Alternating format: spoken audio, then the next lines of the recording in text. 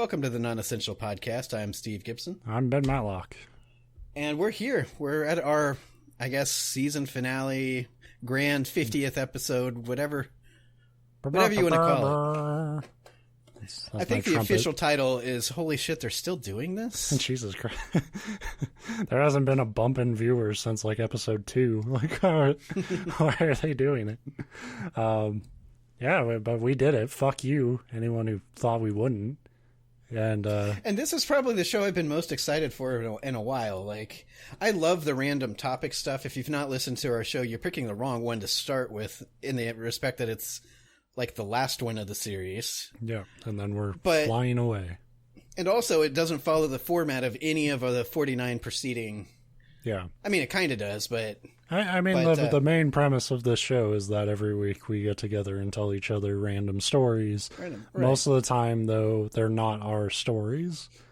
Right, and a lot of times they're real things as far as ghost stories and legends. And, those are real stories, even if they're about things that we don't necessarily believe, or actual people from history. And this is we're reading fiction, Creepypasta. Yeah, this is a kind of our penance for various episodes where I've brought creepypastas on here, and we've laughed. We made it no secret that a lot of these stories that we find online are hilarious. But we're always quick to say, we're doing it in good fun. It's not about bashing these people as writers. It's just these stories are inherently silly. And to put our money where our mouth is, we decided, let's make our own. Right. Because we said, what I always said is, if you haven't written anything bad, you've never written anything. And apparently all I've written is bad shit, because this was weeks of anguish. I wrote my story, and then I finished it a couple days ago, and then the next 2 days I was just dreading everything about this. That's what was funny is I thought, yeah, haha, this will be fun and it'll be funny and whatever, we'll have a laugh at our own expense, but it's not that bad. And then you write something, and even when I wrote it, I'm like, yeah, that's, it's kind of fun. It's it's tough to write, and then it's as soon as I sent it to you a little bit ahead of yesterday, I thought it would be good if we could at least skim through each other's stories so we don't butcher them when we're just trying to, read it. Right. And sending you the story, and you're somebody I've known for almost 10 years now, and it's still, you got that oh shit, somebody else is going to read something that I wrote. It's the real red ink treatment kind of thing, or I always hated that, when you turn a paper in and you get it back covered in fucking ink. And it's, you could have fixed this, you could have done this. And that's why I always anytime I did really well in English classes, and it was only because I busted my ass to make sure they couldn't complain about anything on the paper. I'll tell you, I usually got decent grades in that class too, but it was only because English seemed to be one of those topics that if you even tried, the teachers respected that because most students didn't. Yeah.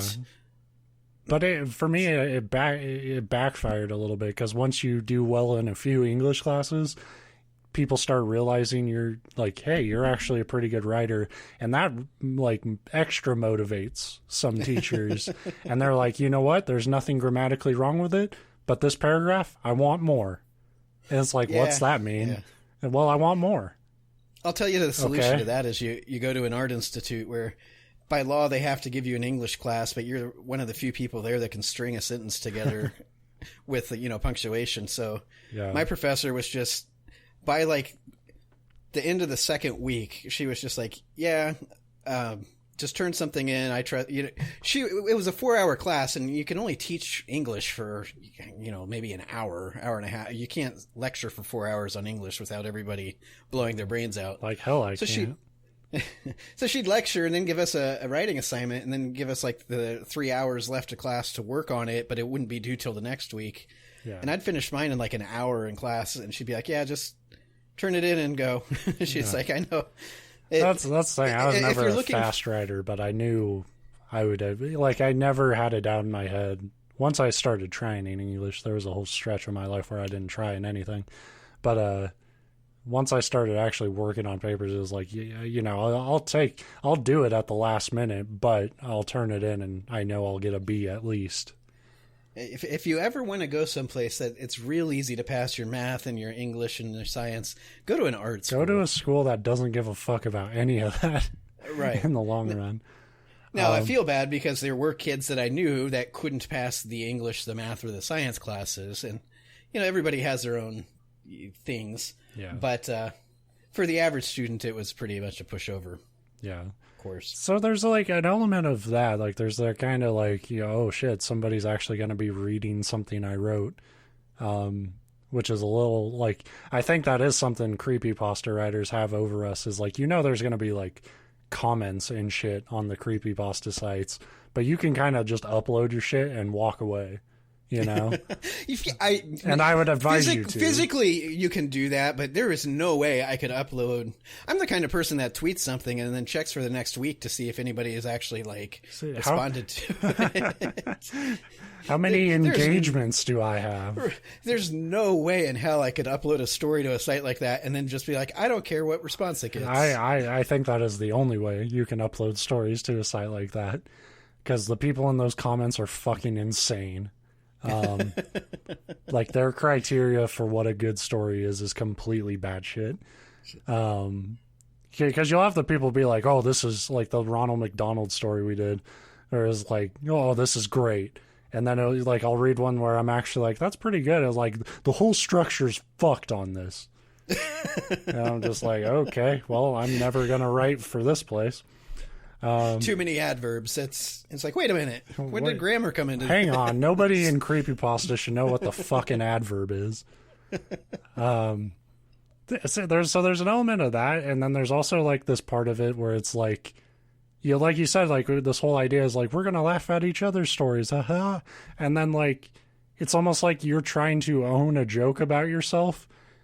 It's like you're trying to beat people to the punch about it, but then they just rip it for hours. Like there's that feeling of like, wait, this joke got out of control. Please stop being mean to me. If there's one thing that I've trained for my entire life, it's being laughed at, and not in the good way. Like I tell jokes and sometimes people laugh. Most of the time they're just like, shut the fuck up. But just like, I'm the kind of person, if I'm going to like fall down the stairs, hit my face on the rail and then piss myself, everybody's going to see it. It's like, so yeah, I'm just used to being. I want to see that. Make it happen. It's probably on YouTube. Yeah, so we're here. We're doing it. We're committed. Pot committed here. So yeah, I got Steve's story here, and he's got mine. We're gonna read each other's. I read half of yours last night, and then I kind of wanted to keep it. Like I want, because I do the same thing with regular creepypastas. I don't want to actually know how they end. So I wanted to kind of keep it fresh, but we'll get going. You called this That Donovan Kid.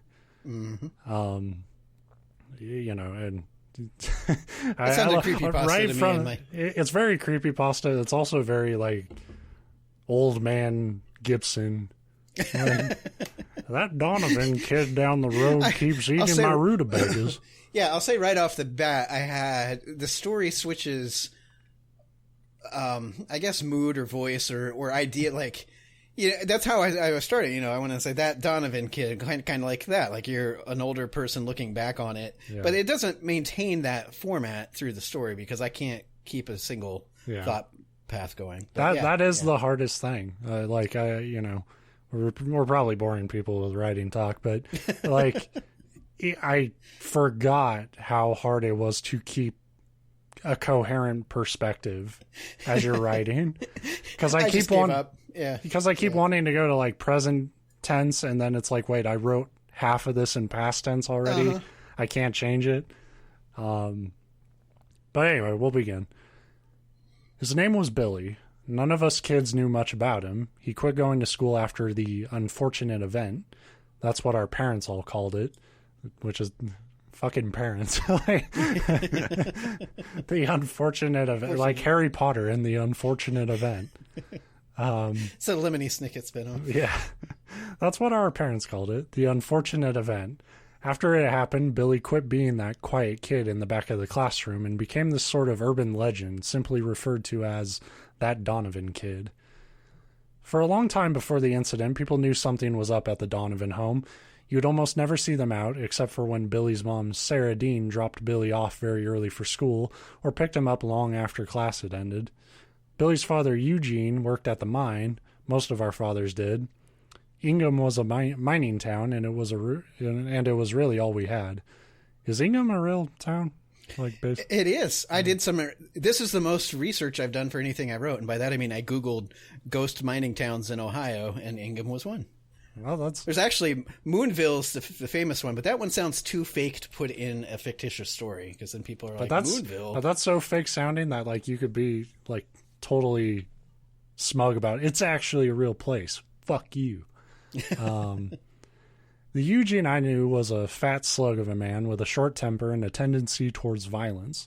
He always seemed to be on edge, his beady little eyes darting back and forth or staring off into the distance as if he were waiting for something.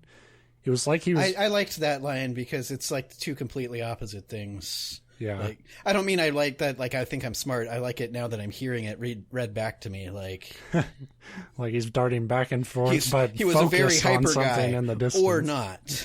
Right. He was always paranoid, but lost in thought. It was like he was always looking for an excuse to fight someone, but most of the town got pretty good about just staying out of his way.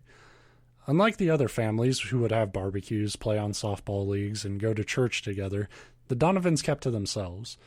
Everything us kids knew about who Eugene used to be, we had learned through hushed rumors. Apparently, Eugene wasn't always a shitty person. At one point, he was one of the most respected men in town. But that all changed the morning of the explosion. And this isn't the unfortunate event, or is it? It is. It is. Okay. Oh, no, it's not. I don't know my own story. The unfortunate... This is a different... It's a equally unfortunate but different event. Ingham was a town of unfortunate events. Eugene and 5 other workers were in an area they called the Deeps, a small exploratory tunnel going much further than the main shaft. They were looking for new veins to exploit, but they'd been down there much longer than they were supposed to be. A rescue team had just begun looking for them when they heard a series of screams, the kind of screams that make every hair on your neck stand up and your face turn pale. The boom... As opposed to the other screams that you're just like, oh, that was a heartwarming scream. I'm glad you brought that up because I was thinking it when I was reading it yesterday. Like, as opposed to those screams where it's like, ooh, somebody's having a fun time. Oh, no wonder they haven't come back. They're busy. Oh, I'll just leave you to it. Exploring the tunnels.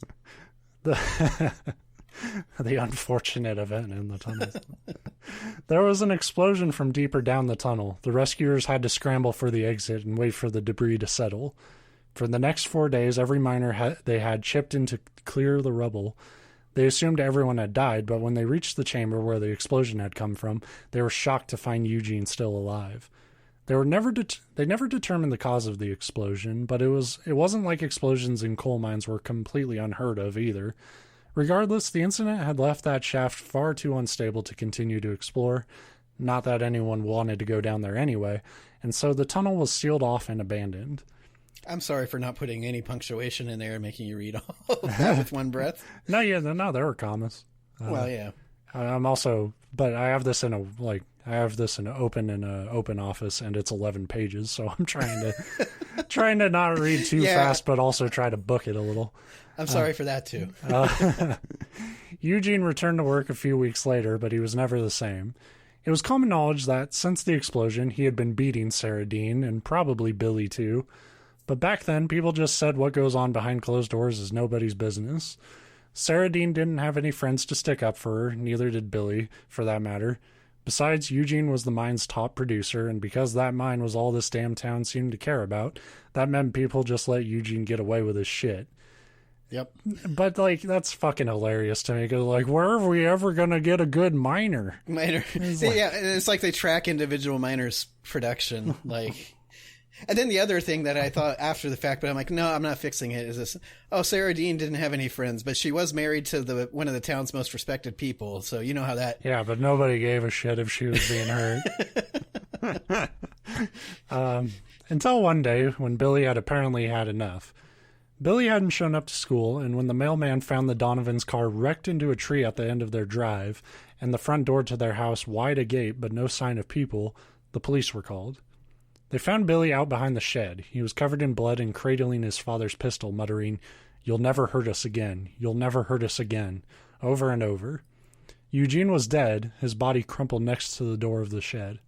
Sarah Dean would later be found walking along County Route 634. I don't know why I read that like a real number. More than 10 miles away. When questioned, Sarah Dean told police that Eugene had gotten angry because she hadn't had time to fix his breakfast. But when Billy tried to stop his dad from striking her, Eugene turned his rage towards Billy. Billy ran into the yard and Eugene followed. In a moment of panic, Sarah Dean had grabbed Eugene's gun and killed him.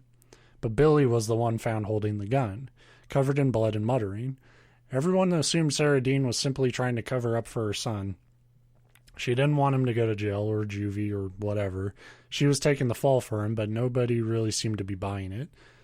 Did you notice how that line was kind of covering for the story we read, that you read a couple, I think maybe about 2 months ago, where they were talking about a kid that maybe or maybe didn't murder somebody, and they were like, "Oh, we sent him to jail," and we were questioning that. So I wanted to cover all my bases, either jail. We sent or him to super jail. It was like we send him wherever you send kids. That's what we call an author trying to, work out the reality of his world. A lot of questions remain, though. Why was the car wrecked at the end of the driveway? Why was Sarah Dean found so far away from home if she was trying to protect her son, or vice versa? And then there was the matter of Eugene's body. Sure, he had been shot, but rumors say there was only a single gunshot wound to his upper arm. What killed him? Apparently were the 2 deep slashes that nearly cut him into 3 separate parts. A cut across his neck nearly severed his head clean off. One across his fat stomach was deep enough to nick the spine from the front, spilling his putrid guts all over the place. Like, this is creepypasta as fuck. Because you're like you're trying to, like, in one paragraph, show how much you know about lethal biology. Well, I know enough to know that if you get slit all the way to the spine and get your head almost severed off, you're probably going to die. Maybe. Yeah. I mean, first aid right at the time of the attack might save you, but this is off topic. But like, it's really reminded me, like, my brother got me into, like, watching these clips of these horrible knife shows on the History Channel, and they always do these tests where it's like, we need to make sure your knife will kill, so we got a ballistics gel dummy, and we're gonna just hit your knife into it a bunch of times, but there's a bunch of organs and shit inside, so it's gonna bleed. Yeah. And so it'll look cool, but it's like, they don't realize that you could kill somebody with a pencil if they're not, like, wearing armor and fighting back. So, well, exactly. Yeah. So it's like your number 2 pencil plunged right into the skull, hitting the cerebral cortex. Anyway, how could Billy have made such wounds? He was a scrawny little 9-year-old, but really nobody thought Sarah could have done it either. Police never found a second murder weapon. Sarah never deviated from her story that she had shot Eugene while trying to protect her son. She wouldn't explain why she was found walking down some country road in the middle of buttfuck nowhere. Is buttfuck nowhere a pretty common phrase in English? It's usually buttfuck England or Egypt, but I always loved I figured it was. But, no, we don't hold back here in Ohio. Yeah, ass fuck. Sodomy Egypt. Rectum Egypt. Billy apparently just stopped talking altogether. If they tried to question him, he'd just kind of tilt his head to the side and stare at them as if they were speaking some foreign language. His face was frozen in this weird blank expression. Sometimes he would look up and make eye contact, and for just a second the corners of his mouth would raise, forming this creepy-ass smile, and then it would vanish. Just as a note, that's just a window into how I view all children. You're going to be a good dad.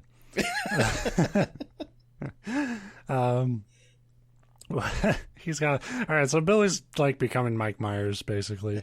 And not Michael Myers. He's becoming Shrek. With nothing else to go on, all the police could do was charge Sarah Dean with the murder based on her confession, but the jury decided she was acting in self-defense, though nobody was even convinced she had done it, and nobody was charged. Billy quit going to school after that, though. In fact, it seemed like he never left the house, or never even left the house. Sarah Dean would occasionally come into town to get groceries or whatever, but she made it a point to only go to places where they'd be the least busy. It didn't take long for us to almost forget that Billy had been a real kid that had been in our classes. We talked about him like he was a ghost or a monster. We'd lie to each other about sneaking out to the house and seeing him staring out the second-floor window. We swore we saw him lurking in the woods on foggy nights. But they were just stories, and if any of the parents heard you talking about going out to the old Donovan place, they'd beat your ass for sure. That's a response. Good parents. Yeah. You stay the hell away from that place, they'd warn. Those people ain't quite right. That's such a weak phrasing for like, you stay the hell away from them. They're a little off. Yeah. I'm trying to catch the subtle dialect of rural Ohio here. Yeah. Or something. That's the same. It's really funny, but I totally believe they would talk like that. It didn't matter, though. When the adults weren't around, we'd still dare each other to go knock on the door and run, or make plans to sneak up to the house at night and spy into the windows. For a long time, nobody ever did. But as we got older, the dares got more serious. There was more on the line. We didn't want to be those little chicken shit kids who were too scared to back up our shit. Then one day, we made a plan to go snoop around the place and promised that we would actually carry it out this time. It was summer. I was 15. Almost a full year older than most of the friends I hung out with, which made me the default leader of the group. That's how it works. Yeah, honestly. There was Johnny Willis, my best friend. He was the kind of kid, at least the older kid always thought they were the leader. Right. There was Johnny Willis, my best friend. He was the kind of kid that could talk a big game, but was more bark than bite. Samuel was his younger brother, and despite our constant protests to the contrary, would always end up running with us, the run of the group. Sam was 2 years younger than Johnny. He was whiny when he didn't get his way, and he would always tell the kind of stories that you knew were complete bullshit, but he'd insist they were true. Brenda Sue Thompson was as smart as she was tough. She didn't try too hard to be one of the boys, but she wouldn't take shit either. Not that any of us were dumb enough to give her any. See, to be clear, she's not a Mary Sue. She's a Brenda Sue. Brenda Sue. Like, two different things. Luckily I did read far enough that I had to be relieved to know you didn't always call her Brenda Sue. I know, I almost even took it out, and I'm like, no, I'm leaving it for once. It shouldn't bother me that much, but Brenda Sue Thompson is such a hateable name. Well, and I already used Sarah Dean. I couldn't have two of those, like... Yeah. Yeah. Not that any of us were dumb enough to give her any. What she couldn't handle, her brood of an older brother definitely could. School had been out for almost a month, and we had spent the last few weeks just shooting the shit and doing whatever. One day we were all just hanging out when Brenda complained that she felt like we always just sat around playing video games. She said she felt cooped up all the time like that Donovan kid. So of course we all began bullshitting about Billy. I heard he catches rats in the cellar, then eats them whole, Johnny said. I heard he doesn't even leave his room to take a shit. He just goes in a bucket and his mom dumps it out back, I added, based on absolutely nothing. That really is absolutely nothing. Like, they have a house and they buy food, and it's like, I bet they don't have plumbing. Like, that's weird. Why do you assume that? It really felt to me like something that, when you're 15 and you're making up these stories about this weird kid, though, that you would totally say. But you're 15. As somebody who is still mentally 15 in a lot of ways, I can tell you, like, the shit rumors wouldn't be like a bucket. It would be like, I bet they live off shit and bathe in shit. I bet they're shit people. With it. I bet they killed them with shit. I need to consult you next time, anytime I'm going to reference shit in a story. And like a good creepypasta, we'll get the shit count up to 250 uses. I heard that he cut off his own hand and sewed it to the side of his head, and it still moves and everything. Sam, not the brightest kid. You didn't write that. I'm just thinking it. That's the dumbest fucking thing I've ever heard. I shot back. Yeah, hands don't work like that, Brenda added, without even looking away from the screen. It's true, my mom said so. Our mom never said that, Johnny sneered. Stop being such a dumb shit. I am not a dumb shit. It's true. She told me. Shut the fuck up, Johnny said. You could always tell he was embarrassed by his stupid little brother, but their mother insisted that it was Johnny's job to look after him while she was at work. It's true, I swear. If you don't believe me, why don't you go see for yourself? We all laughed at that. You know what? Brenda said after a moment. Why don't we go see for ourselves? It's not like we have anything better to do. For the next half hour, we tried to come up with lame-ass excuses as to why we couldn't go right now without sounding like we were a bunch of pussies who were just too scared to do it. But none of us really had a good reason not to, and so we headed out. It was Tuesday, and still pretty early in the morning, which meant that Mrs. Donovan would probably be in town doing her weekly errands. We would just poke around, see what we could see, and then try to be gone before she got home. We slowly made our way towards the outskirts of town where the Donovans lived. I don't think any of us were in a hurry to get there, but none of us wanted to be the one to back down either. We secretly hoped for something, anything, to come up and derail our mission, but nothing did. Before we knew it, we were standing at the entrance to the long dirt lane that led back to the secluded home. The Donovan house sat back in the woods, but not like one of those nice mansions with the tree-lined driveways. Just in case you were confused, by the build-up to the Donovans, you might have thought that they were wealthy people. By being the best miner in the world and now dead, you thought they were living large. This house was surrounded by overgrowth. The thick, hairy-looking vines swung from the twisting, slanted trees. Grass and weeds shot up to our armpits. We crept along the path, silent and single file. Turning a bend, the home came into view. The place looked like it was leaning hard to the left. Some of the window shutters hung at awkward angles, clinging to the rotting wood, siding by just one or two rusty nails. There was a small patio on the front, but the pillars holding up the roof were twisted and leaning in towards each other. It looked like a strong sneeze could send the whole thing crashing to the ground. And now I'm pissed that I didn't say a strong fart, because that's more in the theme of the creepypasta. But you got to pick and choose your battles. Yeah. The screen door had been torn off its frame and was leaning up against the front of the house. The home's faded red front door looked like it hadn't been opened in years. There were no signs of movement inside, but with the heavy shadows against the blinding sunlight reflecting off the home's siding, I'm not sure we would have been able to tell even if there was. After a few minutes, when we were sure the coast was clear, we made our way around to the back of the house. Immediately our eyes fixed on the shed. We knew that was where Eugene had been killed, and we found ourselves strangely drawn to it.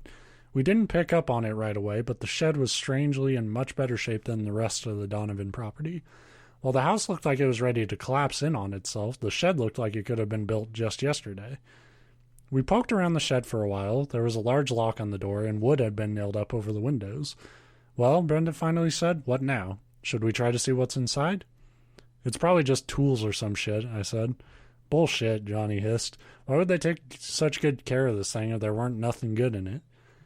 Yeah, bullshit, Sam echoed. Sometimes I think he just liked to cuss. It probably made him feel like one of us older kids. What do you think is in it, then? I said, look at this place. The Donovans don't have shit. What if she keeps Billy in here? Barb said, thoughtfully. Yeah, Johnny laughed. No, seriously, what if she keeps Billy locked up in here? We thought about it for a moment. That could explain why she keeps the place so nice, but why would she lock him up? I asked. I don't know. They're crazy. Always have been, I suppose, Johnny answered. Maybe it's because of his face hand, Sam added. Shut the fuck up, we all hissed at the same time. Kind of like of hissing going on. Yeah. Kind of like Sam.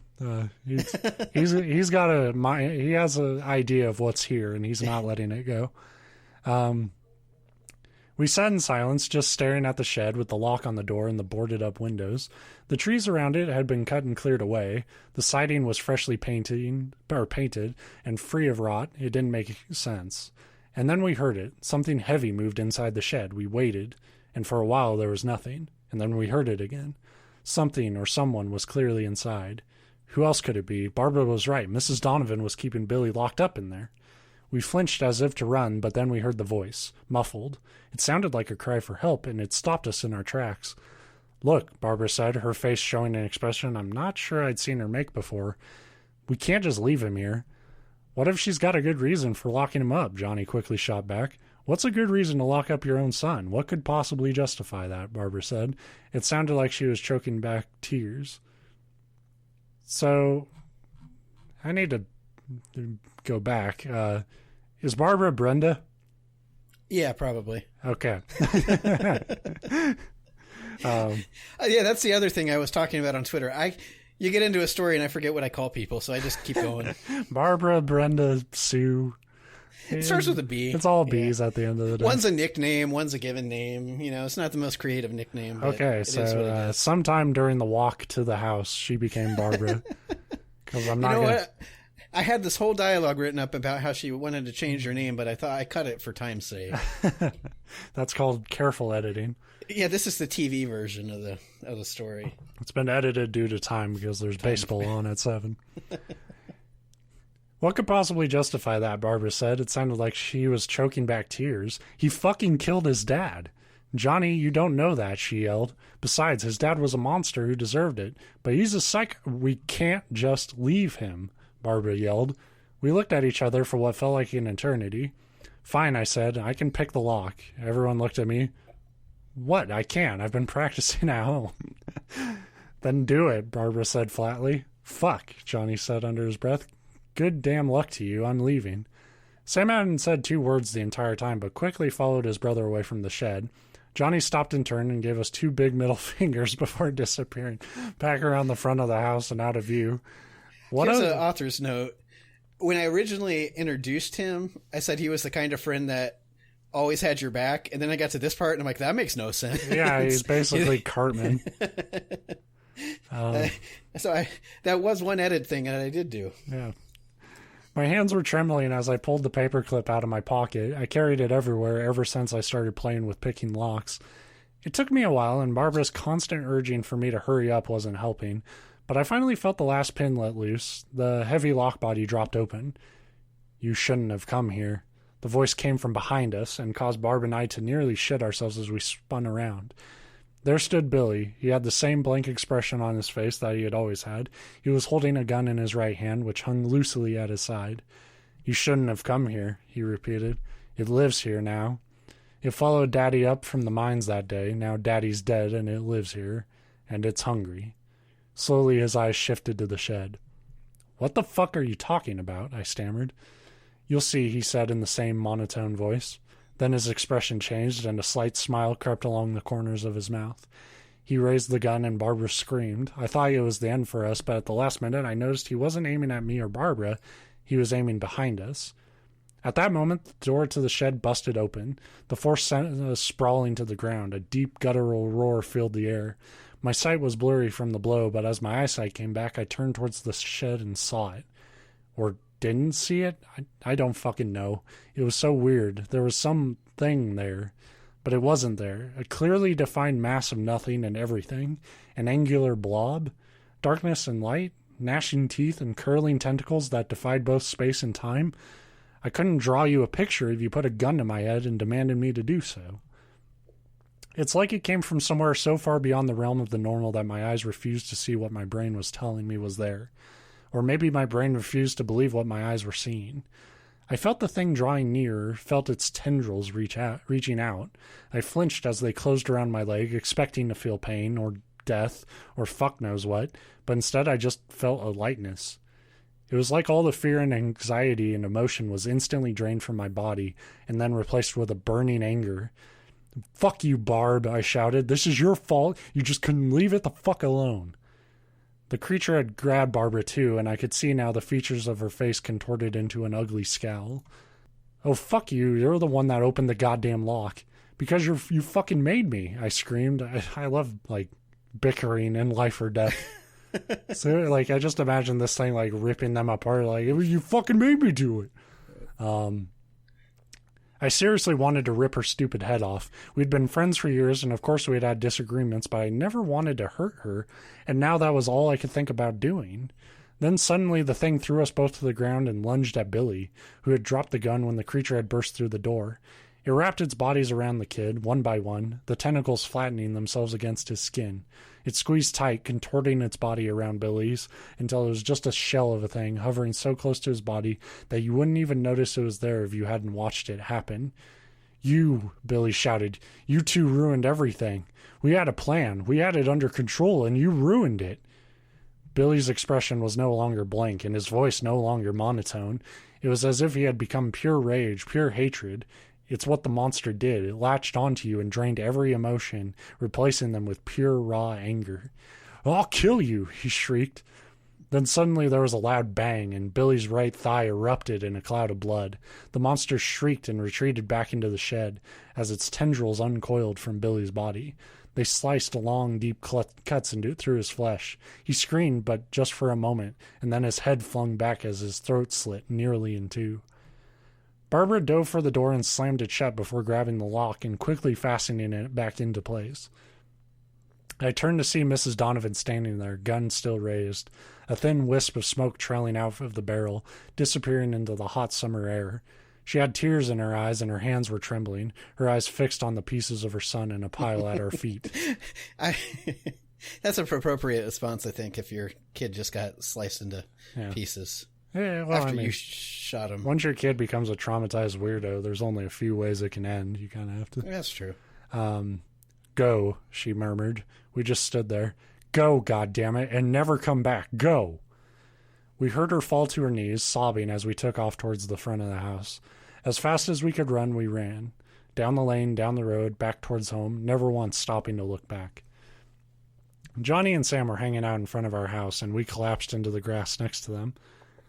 What the fuck happened? Johnny said. I looked at Barbara. She just kind of shook her head as if to say, I don't fucking know what to say here. I didn't know what to say either, and so neither of us said anything at all. What can you say? We got attacked by a fucking anger monster? An eternal being of pure hate? Billy's dead now. His mom shot him? But don't bother going back up there to check? What would be the point of trying to explain it? It was just a raccoon, I lied. A fucking raccoon? Ha! I knew it'd be something dumb. I bet it scared the shit out of you, too. Yeah, I said. Yeah, it did. Barbara chuckled at this. I knew it was the kind of chuckle that meant, you have no idea how right you are. It was the kind of chuckle that meant you had seen something so terrible that now your brain is fucking broken. I like that it's two kinds of chuckles. It's the super chuckle, double chuckle. Yeah. You should have named this double chuckle. Double chuckle. Johnny and Sam thought she was laughing about me being scared by a rodent, so they laughed too. Barbara and I didn't know what was going to happen, but after the next few days turned to weeks and then months, it became clear that there wasn't going to be some grand police inquest. There wasn't going to be that we weren't going to be questioned for the murder of Billy Donovan. In fact, it became clear that everyone else thought Billy was still alive.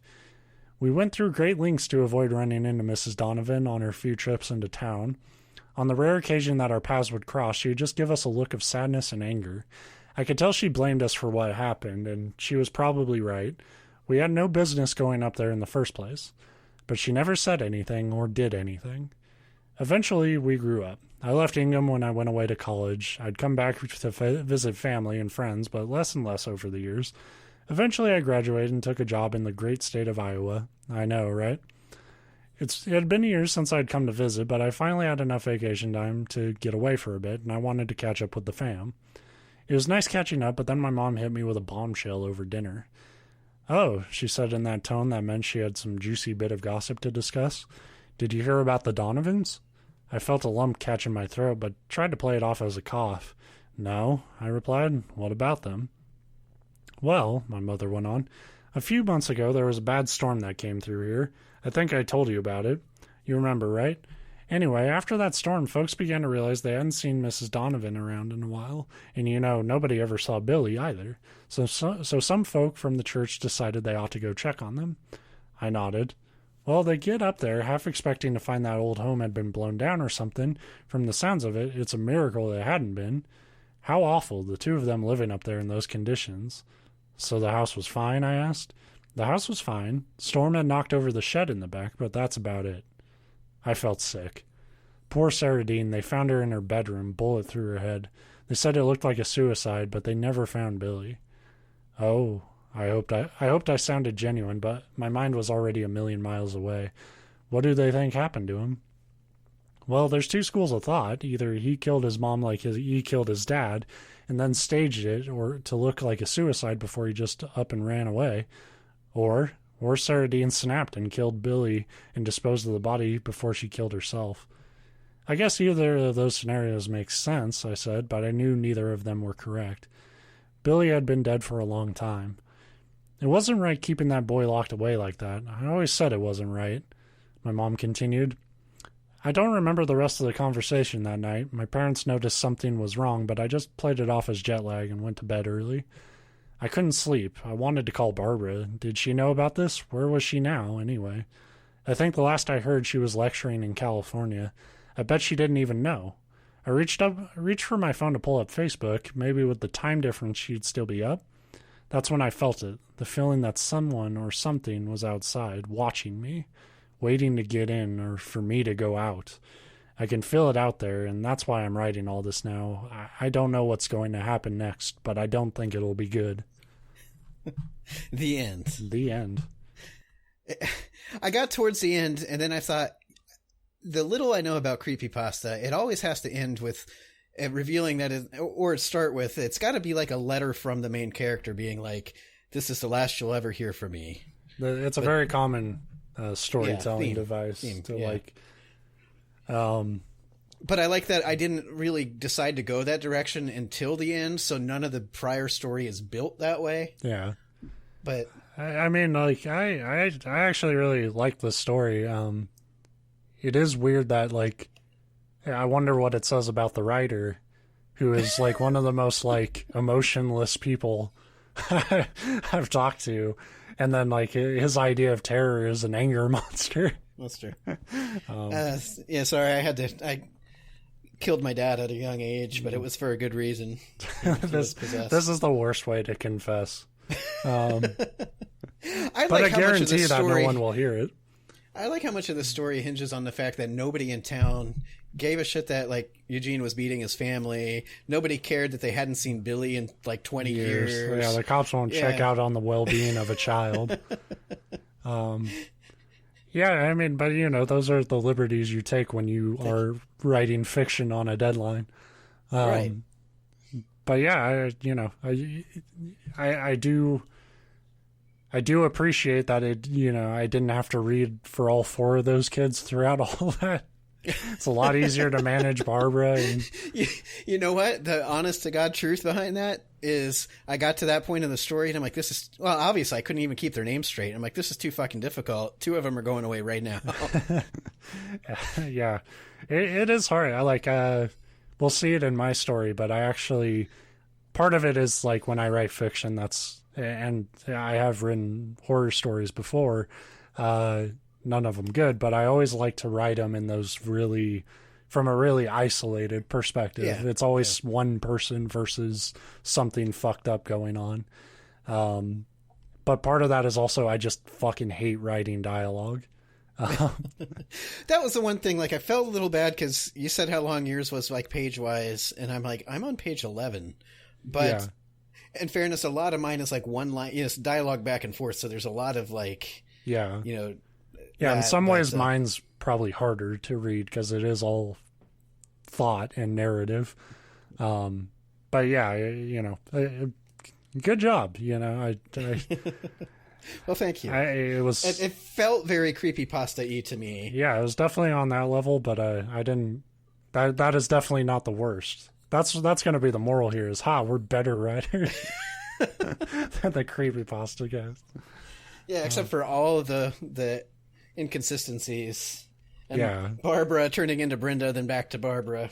Yeah. That's one, to be fair, that's just one error. One gigantic error. But what I was really doing was just being inclusive. She's a trans person. Like, she didn't switch women. genders. She's right. She's a woman that identifies as a different woman. I am multisexual. Whatever. But yeah, it was close enough.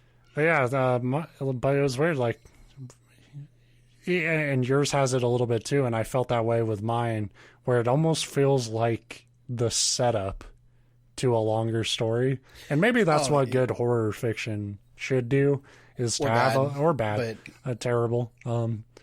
But like mine definitely felt like the start of what could be a longer story, but I kind of hit a line at the end of mine where I was just like, this is the ending. Like this is the end. Yeah, and then that's so I'll I'll get to yours. I took way too much time up with mine because I cannot be concise and short when I'm writing. It's episode 50. I was expecting this one to be a super episode. Super show. All right, so I got your story here. When I saw it was called Straw Dummies, I was a little concerned that it was about me, but you mean the other kind of dummies, not idiots. Big podcast dummies. All right, let's get into it. I was living in Boron. Is it Boron or Boron? It's Boron. Boron, that's what I thought. I was living in Boron, California around this time. If you've never been, Boron is a small town in the middle of the desert, just maybe a couple of hours north of LA. With the exception of a nearby Safeway, the only grocery store in town, every business is a local one. You couldn't even find a fast food place without having to drive a half an hour to the nearest truck stop. And even then, you were still another 30 minutes away from any other major town. The funny part about that to me is where I grew up, it was a half hour to get into the nearest fast food place. Yeah. But I didn't feel like I was in the middle of nowhere. Yeah, well, you haven't been to Boron. So I said last week, this is loosely based off of a story my dad told me. And then, and really most of that's just the setup. But he lived in Boron, California. And so this is a true story. And so when I say you're in the middle of fucking nowhere, that's Boron is a goddamn shithole. Yeah, there's a difference because, like I said, I literally had to drive 30 minutes to get to the nearest fast food place, but I could drive 30 minutes in any direction and get to a fast food place. So there's one. That's different than being 30 minutes away from a sign of life and then still being. Yeah, so I get it, but it's just funny. And when we would go down there, me and my brother, it was oh, you prayed for those days where you could go to that Burger King at a truck stop.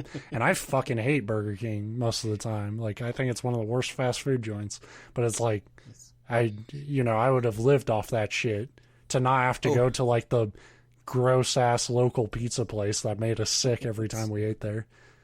Oh, Whopper, out here you truly are the king. Yeah. You're the king by virtue of no other competition. By default, yeah. I was working as a miner out there. It was grueling work that always had to be done in scorching heat, surrounded by equipment that just made everything hotter. At the end of the day, I would go back to my little apartment, drink, and hope that the ancient air conditioner would stay alive for me one more night.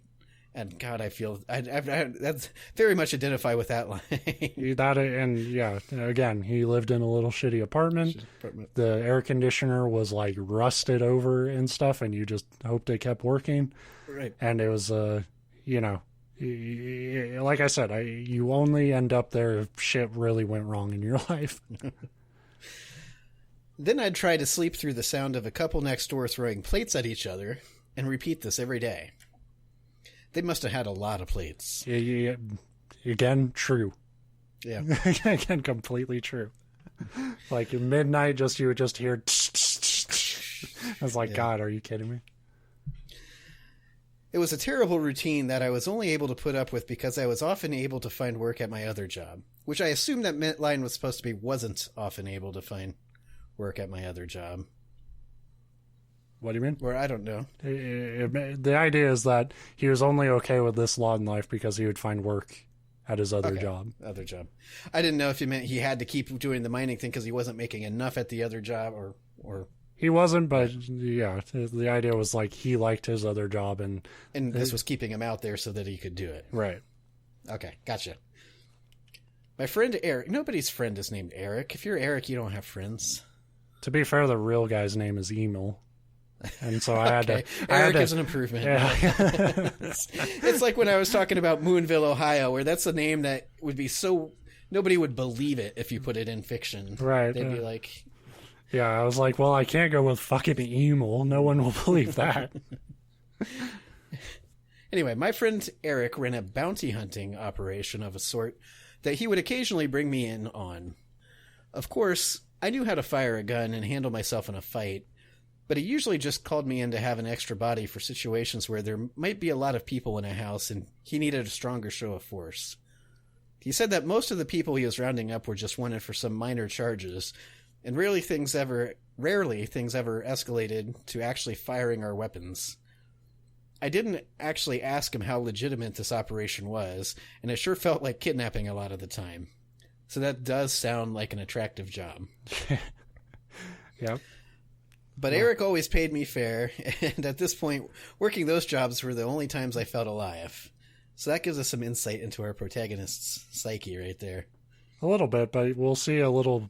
I fuck up by the end of this story and completely change his character into less into what he was based off of in the beginning, and then he kind of just becomes me stuck in a situation.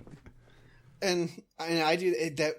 Consistency is the hardest, and we're writing little like 5-6 page stories for a half-hour podcast. I can't imagine writing a novel. Yeah, maybe that's why people respect George R.R. Martin. One night I had just finished eating dinner when he called. How this usually worked was that he'd tell me to meet him somewhere. Once we met up, we'd drive together to wherever the job was, as he filled me in on what to expect. But this time, Eric said he thought I could probably handle this one on my own. He said the guy we were after had a little house near a place called Telescope Peak, which I also assume is a real place. Yeah, it is. But you don't think about the geography too much, because... Sure. Because the distances are completely wrong. But it's a story. Yeah. Telescope Peak is a decently known hiking trail, but if my town was fairly detached from the rest of the world, this guy might as well have put himself on an island. According to Eric, the target was an older guy, maybe in his mid-50s, who basically surrounded himself with road and desert hills. He lived alone, and probably the last thing he would expect at this stage of his life was for somebody like me to be tackling his ass and bringing him in for some past drunken fuck-up. I do like the idea, too, that they're violently and roughly capturing and bringing people in for, like, minor things. Like, you fucking jaywalked when you were 13. Yeah. Although you do kind of address that here in a little bit, but to an extent. But yeah, in my way. Yeah, but I loved that as I was reading this. I'm like, I like this idea. It's like, oh no, you don't, you fucking misdemeanor criminal. Well, I mean, I did watch that was what a lot of fucking Dog the Bounty Hunter shit was. You know, so. You have overdue library books, fucker. Like, that's the thing. Like, I'll just say now, like, my dad tried his damnedest to do, like, bounty hunting work. And as far as I know, it never actually worked out for him. And it's not a fun line of work in reality. It's a fun line of work to watch or read about. Yeah, it's fun in Star Wars when you get a ship and shit. But like, my dad is, I've talked about him many times. He's a fuck up. And he's one of those people who, like, but the best way to sum up my dad is he got arrested for having nunchucks because he didn't know you can't just have nunchucks. Well, in fairness, I didn't know that either, and I went through police academy. But yeah, they are a weapon you have to register. But yeah, so anyway, I'll let you continue. All Eric would tell me about the guy was that he got violent with the wrong people a while back. I imagine some sort of bar fight, but again, I don't really ask questions about these jobs. And I like that your little author's note here, how convenient that is for the writer to... Yeah. Because I don't want to, like, fuck, dude, I can't answer every plot hole. It's right. I'm not going to criticize that because we just talked about how I did the same thing like 100 times during my story. I just blatantly wrote it in bold. Like, when you're the writer, you get to just say something is how it is, and you don't have to always explain it. Right. They're just, anyway, I don't really ask questions about these jobs. They're just a chance to do something. I was honestly just excited to show Eric I can handle the job on my own and get a bigger cut of the pay. I now realize it was pretty naive to think that any job that might require a gun should be done alone. Still, I felt confident that I could bring back one alcoholic shut-in without any screw-ups. Maybe this would be a test to see if I could work as a bigger part of Eric's operation. Hell, maybe it could even get me out of that fucking mine for good.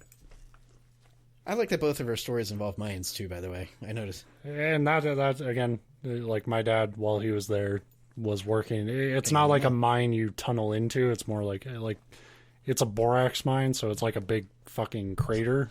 And yeah, they just blow it up. But yeah, he spent a few years there. And he said I could get started tomorrow, but I was ready to go that night. At least I wanted to get over and check out the place. I called my supervisor at the mine and let him know that I needed the next couple days off. You never know how how long these things could take.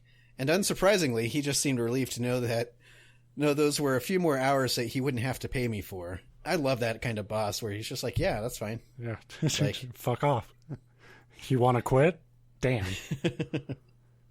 I'm powerless to get rid of you unless you choose to do it yourself. Right. I really hate paying you. I grabbed my pistol. Everything else I would probably need, like my flashlight and handcuffs, were already in the truck. Driving through the desert at night can be kind of hypnotizing. And I imagine, like, driving through Ohio can be hypnotizing at night. Yeah. It was around 9 p.m., and my earlier excitement had worn off. I was now desperately trying to focus on the road, but it's easy to get distracted on an empty stretch that has you completely surrounded by dark, flat land and the star-filled sky that does nothing to actually illuminate it. I maybe saw 2 pairs of headlights in the last hour of driving. My radio wasn't even working out here, which wasn't a good sign for my phone, which is also a convenient plot device in a horse. Exactly. I like that we can just like tear apart the fucking... rip away the shitty wallpaper and just show you raw material that this story is built off of that's going to fall apart.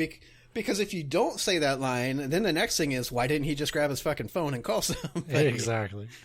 But that is a true thing. It's really hard to get reception out there as well. Oh, I'm sure. Yeah. That's why back then they were using like those Boost Mobile fucking radios.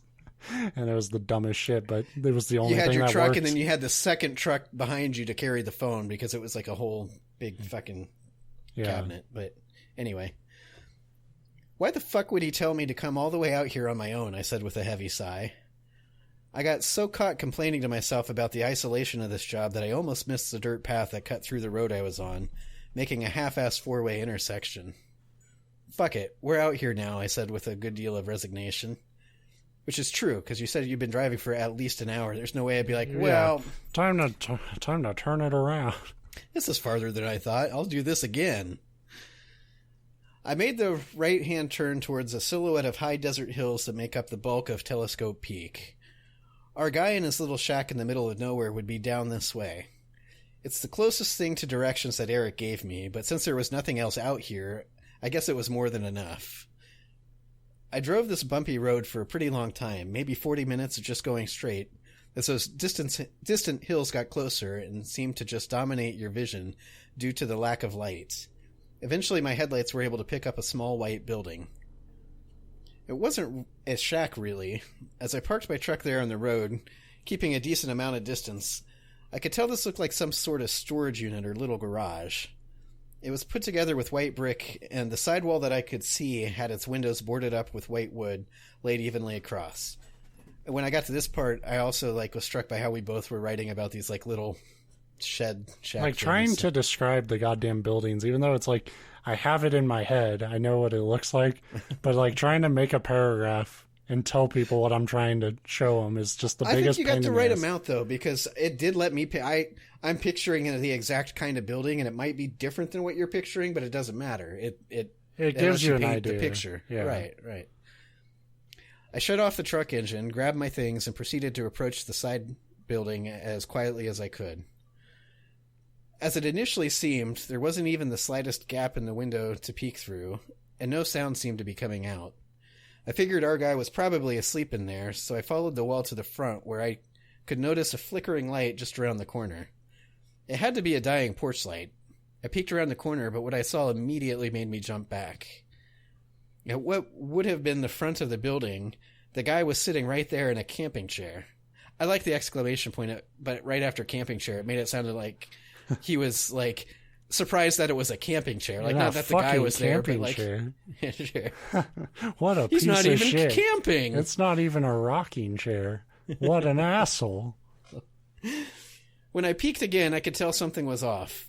The flickering light bulb on the wall above the figure gave me enough light to see him slumped forward. A completely black hoodie was zipped tight around his face, his hands tucked into his pockets, which is when you know the story's getting good. So that's actually the white shack and the like dude with like the zipped up hoodie, that I was walking on my lunch from work like the day before I finished this story. And like I saw a white shack boarded up like that because I walk in really nice neighborhoods. And then I saw this dude at the bus stop who was like that. And that's basically who I get to credit for helping me finish this fucking story. So if we don't hear from you after a while, we know that's because your story was really way too 100%. true. Yeah. Anyway, knowing I still had the jump here and only had to cover a few feet of distance between me and him, I grabbed my gun and flashlight, took a heavy, slow breath, and whipped around the corner. Shooting the flashlight beam right on him, I yelled, "Get the fuck on the ground!" He didn't budge. Which I probably wouldn't either if somebody just jumped out at me and yelled, "Get the fuck on the ground." To be honest, I'd be like, "What?" You wouldn't look. You wouldn't look up. You would just keep sleeping in your camping chair. Like, fuck off. Gun ready, flashlight still on him, I carefully stepped forward. I said on the ground. I tried to give him a shove, but when I did, the whole figure fell to the ground. There was almost no weight to him. I flipped him over, and underneath the hood was just tied together straw. Shit! Immediately realizing that this thing was a decoy, I began to scan the area around me with my flashlight. But nothing jumped me, and there was nothing I could see in the stretch of desert around the place except a dirt path past the house. It looked like it might having been a side path connected to the main trail, maybe? And if our guy was trying to escape, why hadn't I heard anything from in the house? In fact, there was no door at all in the front of the place, just a few more boarded up windows. I walked around this house a little more and didn't see any entrance on any of its sides, and I wasn't prepared to rip the boards off the windows. I would need a pretty sturdy crowbar, and even then, if our guy was armed in there, he could just blow me away. But what fucking building doesn't have a way in or out? Just to be clear, that's a line of the story, not me criticizing your... I know, right? What an idiot writer. Oh. Frustrated, I walked back to the front to investigate the straw dummy I had pushed over. Besides the obvious question of why the hell did somebody bring barn straw into the desert to decorate their porch with a life-size straw doll, there was nothing noteworthy about it. It was just eerie. "Eric, this isn't straightforward at all," I said with gritted teeth. I should have said that with gritted teeth. "Unless there's an actual house down that side path I noticed earlier." Now, I was sure I checked everywhere around me when I originally pushed the dummy over, but as soon as I thought about that path again and looked up in that direction, I almost fell on my ass when I saw another straw figure at the head of the path, just off to the side, wearing the same type of black hoodie and jeans. Shining my flashlight on him and keeping my pistol aimed towards it, once again it was made out of straw. So much for having the jump. This guy was waiting for somebody to show up and was clearly fucking with me now. Despite the inviting posture of this new straw dummy, I knew that we had hit the horror movie point of this botched job where if I went down that path, I was probably in deep shit. This guy clearly knew the land around him, and so nighttime was only going to be an advantage for him. It was time to head back to the truck. Maybe come back tomorrow with daylight on my side, and if it looks just as bad as it does now, I tell Eric to come fucking deal with it. As I walk back to my... I like so that... this is where, the turning point, and it's like written from like two completely different perspectives. Because like that's when my head takes over and it's like, okay, you're clearly at the bad part. So in any horror movie, you would go down that path, and in any good horror story, you would walk down that path. But I'm like, fuck that. See, and I didn't even feel like it felt like two different... like characters or point of views or personalities, because I really like that idea. If you're like, I'm going to act like this badass, bounty hunter and bring you in, but as soon as things are getting creepy, you're like, yeah, fuck this. Like, yeah. Nope. That's what I mean. Like, he's this thrill seeker though. And he lives for the adrenaline of these jobs. But as soon as it gets a little hairy, he's just like, I'm out. Well, I get it. Eric, I need help. Sometimes you like roller coasters, but it's too windy, and you're like, nope, that's too much of a risk. Sometimes you like roller coasters, but somebody keeps filling the seats with straw dummies. And... it was, blah, blah, blah. It was time to head back in. Whatever. As I walked back to my truck, I kept expecting to hear something. Footsteps, some indication that I was being followed. but I actually made it to the truck without hearing a sound. Again, my imagination was running wild with every horror movie I'd seen. It seems like a bad idea to watch a lot of horror movies if you're a bounty hunter that goes out into the desert at night, but... What if Strictly Adam Sandler comedies from here on out. Now, yeah.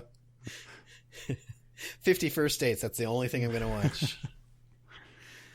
What if the brakes were cut, or the car just wouldn't start? What would I do? Again, there was nothing to worry about. The truck started right up. I breathed a sigh of relief and shook my head. All things considered, I at least had a weird story to go with this job. I turned the truck around and started driving back down the bumpy road, occasionally glancing at my phone to see if I got any service. I was pretty eager to ask Eric about what the fuck he had actually gotten me into. It was about 10 minutes into the drive when I almost missed the sight of another straw figure out of the corner of my eye. But in the rearview mirror, it sure as hell was there on the side of the road facing my truck. I almost said fucking because you cuss a lot in Creepypasta, and facing was just too close. Like, I was expecting another curse word there. Yeah. Fucking my truck. The dummy that was would there. Be a horror fucking story. my truck. That's a better story. We'll edit this before we put it up on creepypasta.wiki or whatever. Yeah, fuck the rest of this. There's just one straw dummy fucking his truck until the end of time. Hey, not in the gas tank. No, come on, dude. Well, at least let me fill her up. Anyway, he was at the side of the road facing his truck. Had I just missed it on the way driving in? Maybe? I tried to tell myself that was it, but I didn't really believe it.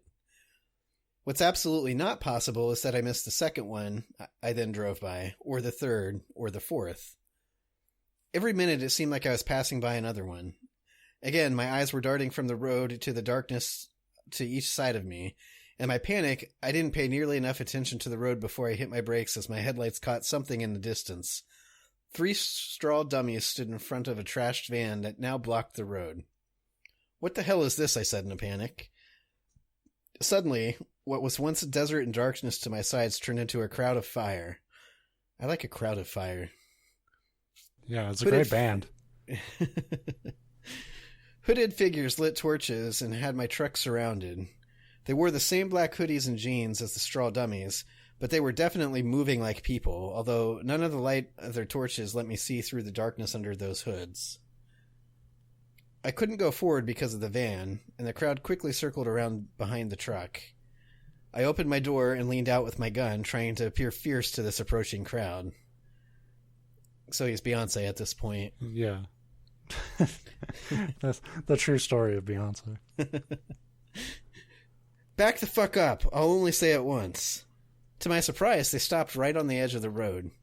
I continued to wave my pistol around, pointing randomly, which I like that description too. Not like pointing randomly at each of them, just like... just waving it in the air and shit. Get away, I totally know how to shoot this thing. Anyway, while knowing full well that if they wanted to rush me, I was done for. I was about to get back on the steering, slam the reverse on the truck, and see if I could take the ones out behind me, and maybe loop around the wrecked van. But just as I shut the truck door again, one of the figures stepped forward from the right-hand side. This figure had no discernible trait to distinguish him from the rest. The same clothes, oddly the same slender build, the same darkness under his hood despite the headlights of my truck hitting him directly. He slowly approached the hood of the truck. My plan to just blast through the crowd was still in my mind, but the calm way the figure approached had me frozen. We stared at each other, and just when it seemed like I was finally making out some feature on his face, he immediately grabbed something from his back, and with a powerful stab, he slammed a large knife through the hood of my truck. So you do what I do, where it's like you kind of forget how you start the sentence, where it's like you stare at each other for what seemed like... Right. And then he immediately grabbed the knife. It's like everything's immediate if you only count the second that they do it. Yeah. But that's exactly how I would have described the same thing. Yeah, the point is he, out of nowhere, quickly, just violently fucking thrust a knife into the hood. Which I also love the picture of that, too. Like, fuck you, truck, ka-shoo. I really, I'm not a good writer, but there's some imagery here I really liked. Especially since, like, I was expecting it to go like, oh, and that, right into the radiator and my truck was dead, but that's not where this is going. Yeah. He then turned away from me and carefully applied his torch to each of the 3 straw dummies in front of the van. Immediately they ignited, but as the fire of the straw continued to burn, the flames didn't just get bigger, they turned to fluctuating shades of green. The green flames seemed to overthrow the light from their torches, or the lights from my truck. The stars in the sky seemed to absorb this light that filled me with such dread and reflect it back down to earth, as if the entire desert was now trapped in this disorienting filter that made everything seem fluid and wavy. So he was high as shit. Yeah, I was going to say, he's like, I was thinking that right, and I was like, okay, he's just fucking tripping balls. Maybe next time I take a job on my own, I shouldn't eat shrooms. Anytime you're on that fucking peyote, son. Yeah. The figure turned his head in my direction, away from this bizarre fire he had created, and in a stern voice I heard, "You will walk down the path." The green flames continued to build to the point of being blinding. Barely able to see my own truck, I put it in reverse and just slammed the gas, my eyes closed tight. Despite the sudden reverse from the truck, I didn't feel myself hit anything. I expected a ton of bodies and bumps to collide with it, but I probably held the gas all the way down for a solid minute, and the only bumps when my truck took off the side of the road into the chaotic terrain of the actual desert. And I like that idea too. You're just like not trying to stay on the road, but I get it. You wouldn't be. You'd be like, "Get the fuck out of here!" But yeah. Then I drove off a cliff. Fuck. I'm saved. No. I didn't actually want to let off the gas though. It was only when my truck clearly stopped moving that I lifted my head and opened my eyes again. The light was gone, and as far as I could see on the road in the distance, there was nothing. No figures, no straw dummies, no wrecked van that blocked the way. It was again just a calm night with just the stars and myself, and a knife still lodged in the hood of my truck. So, I like that, because that's the whole, like, was it a dream, or was I tripping balls? It's like, no, the knife's there. But now I want part 2 where he goes... Maybe he put the knife there because he was so high. Okay, yeah. I want to see him make this arrest, though. Like, he gets home and it's like, yeah, that was terrifying, but I got to go back out there. And if this doesn't work out this time, then I'll call Eric. That's what I mean. Like, this kind of, for what it is, it does kind of, as much as I like that ending line, like, as a short story, it does kind of set up for a part 2 or something. Because too much of it is based off of, like, you are going to walk down the path and shit. Exactly. I want to know what this path is. Like, yeah. So maybe that's an option. What it is this guy has a straw farm, and he's just so proud of the fields. They're gorgeous, and there's a walking path right down the middle, but nobody... He advertises it on Google. It's like, oh, come out and see the straw farm, and nobody comes to it. So now he's taken to, like, ambushing people. It's like, you will walk down the straw path. Yeah. Well, you and me both kind of, I think... we both, like, we're not really drawn to just regular sort of, like, ooh, a spooky monster thing. Like, it always has to be something you can't explain. It has to be that Lovecraftian kind of, like, all right, there is a base understanding of what I'm watching, but I have no idea what the fuck's actually happening right now. And I am drawn towards endings like yours where it doesn't resolve it. Like, it lets you go like, wait, what? Yeah. What? Yeah. Yeah, and I liked the idea of, like, this like straw men cult thing, because the story that was based off of it there's no truth to it. Like, my dad was just trying to entertain me, but he was telling me about how on a job he, like, ended up taking a fucking wrong turn into a, like, cult worship thing. And it was just like... You guys have way too much of that out there, out west. Yeah. But this wasn't like, weirdos in robes and shit. Like, this was my dad's idea of a cult, which is still, like... Just like a hippie commune or something. Where... No, my dad's idea of a cult is, like, like... almost an Eastern idea of, like, Satanists and shit. Like, for him, like, what an actual Western cult is, like, I'm not joking when I say, like, my dad is one of the dumbest people I've ever met. Like, he would go to Jonestown just because they would, like, offer him pot, you know, and not realizing you could get it anywhere in California, but he'd be like, oh, but it's free pot, so I'm going to be gone for a couple weeks, and then come back and like, yeah, the Kool-Aid tasted weird. You know, so his story was basically that entire setup. But then, like, his cult story wasn't. I think mine was better, so I went with that. I assume, yeah, he wasn't actually being chased by, like, straw dummies that were supernatural. All the straw dummy shit, everything after he leaves Boron came from my weird head.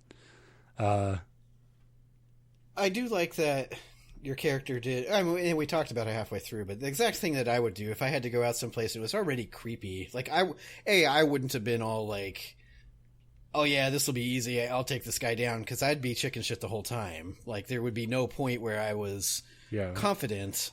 But the second I see a straw dummy sitting out front with a flickering light, I'd be like, nope. Yeah. Like, well, I think, like, you know, creepypasta especially, but a lot of horror fiction in general lends itself to this idea of, like, protagonists who are confident but completely incompetent. And that's my dad in a nutshell, and that's who the main character is based off of. I very much look forward to your collection of short horror stories called My Dad.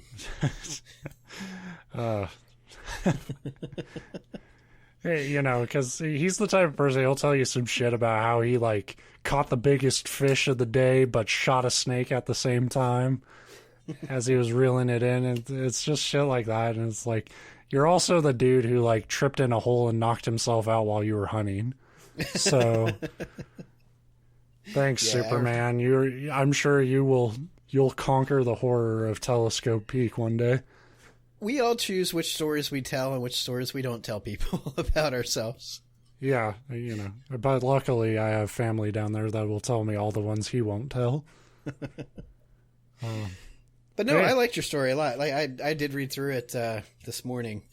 Like I said, I wanted to try to at least do it some justice. I suck at reading, like, it takes practice, you know. Yeah. Like, I've done enough.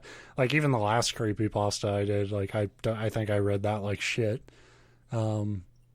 You know, but it also depends kind of what you're reading. Like, it was really easy to read yours out loud because, like, about halfway through, I was like, it was funny, but I was into it also. So it's easy to kind of match the mood of what you're reading. Well, thank you. I just hope I did your story at least a little bit of justice and didn't butcher it too much, stumbling over sentences. I got most of them. There was a couple sentences that people were probably like, what the fuck, Ben? Your grammar sucks. It's like, no, that was me not reading it right. But my grammar probably does suck. Like I said, I'm pretty big on commas. I hate pretty much everything else about the written word. You did better. My biggest thing, you know, we say consistency, but the tense thing is the biggest, because I'll write one paragraph will be in, like, I'm telling the story from the future in past tense, and then the next story, I'm telling it like it's happening right now, and I'll flip flop with no rhyme or reason. Yeah. But if we didn't do these stories justice, or you just didn't like us interrupting ourselves every 2 seconds, we'll post links or like something to, like, you can read them for yourselves if you want or whatever. I figure. Yeah, we got to figure out where we can put. We can put them anywhere, but, like, we could just put a download link. Honestly, like, it'll just be a document or something, but which wouldn't bother people too much. Or fuck it, we'll submit it to the Creepypasta site where everybody will make us. They get taken down. They do have quality control there. If they think it's really bad, they won't let it up, or let it stay. Well, there goes that idea. Right. If I got rejected on Creepypasta, I think that would just be the end of my internet career. But yeah, thanks everyone who's listened. If you've stuck with us for 50 episodes, thank you. That's, you know, I'm a little surprised that we were able to stick with it this long. We've had preliminary discussions about where we're going from here, but really we're kind of taking it a week at a time. So we're going to take next week off and kind of touch base after, you know, giving ourselves a little break where we want to go from here. When we come back, we're going to be a podcast about reviewing snack cakes. Yeah, because that's important. Maybe the most important thing. But, because we haven't really decided yet if, like, we want to call this, like, the end of season 1 of this podcast and keep doing it kind of how we've been doing it. Or maybe we'll start something else. We're just sort of filling it out. Right now, we're just kind of at a point where we know we need to take a week off. And, before we get too burnt out here. Yeah, if you guys find us exhausting, don't worry. We find us exhausting, too. But yeah, if nothing else, this was a really fun way to end it. Yeah, it did. It was just a random idea at one point, and I'm glad it was as fun as I hoped it would be. I really liked your story. It was fun reading through it, and and it's terrifying, but it's kind of fun hearing somebody read your story back to you, because I've actually never really experienced. It makes it feel real in a way that, like, it makes me realize if I ever did try to write a story, I would have to have somebody like do that, not read it just to edit it, but it would be very helpful to have somebody read it back to you, and you'd be like, oh, now that I hear it out loud. That's not how I want that to come across. Maybe I should change it, or like, actually that comes across way better than I thought. Maybe I should build off that. Right. It was a really it was really entertaining, but it was a really fun writing exercise that I certainly haven't done in years. Like, I haven't played around with writing any fiction in years. So it was fun to go back to, and hopefully I'll have the energy to keep trying at it now that we kind of have a starting point. Yeah. But again, thanks for all the support for the show for, the last year or so. I don't remember when we actually started it. It's less than a year. It would have less, but it's close, because 50 episodes, 50 weekly episodes, and we did skip a week once or twice when we had stuff going on. So, yeah, we're pretty close to a year here. I think we only skipped around the holidays, though. I think we just moved days. But other than that, we've been Captain Consistency. I say we're pretty fucking dedicated. In fact, this doesn't matter, but I can. We live for those 30 views a week. It is. It gives me energy. Yeah, most podcasters would be like, only 30, and I'm like, holy shit, 30 people listen to this? Wow. I have 30 friends. Now. Wow. Let's see. We're like 2 weeks. Friday, June 18th was the first show to go up. Wow. Yeah. What? June 18th. June. I lied. I'm making it even further out. June 8th. So we're very, very close. Wow. Like we're amazing. We are. It's been an amazing ride. We'll figure out what. We're Cal Ripken Jr. of the podcasting room. We're Cal Ripken Jr., but it's spelled with a K. Cal. We're consistent, and nobody our age knows who we're talking about. But yeah, so after this episode, we're gonna take a week, kind of figure out where we stand, and we'll let you know. we'll let you know what's going on when we know. So, bye for the last time. Until next time.